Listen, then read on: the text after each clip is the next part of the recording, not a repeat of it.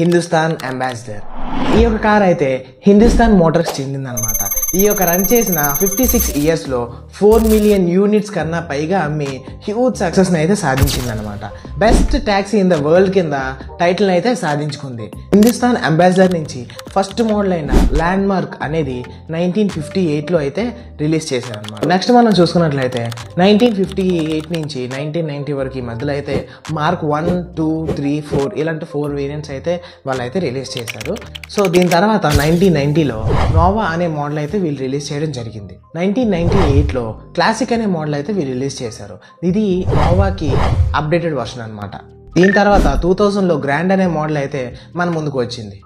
So 2004లో అయితే అవిగో అనే మోడల్తో వీళ్ళైతే మొత్తం కార్ని అయితే రెట్రో థీమ్డ్ వర్షన్తో మొత్తం అంతా కార్ అయితే మంచి కలర్ఫుల్గా కనిపించేటువంటి థీమ్తో మంచిగా దీన్ని అయితే డిజైన్ చేశారు.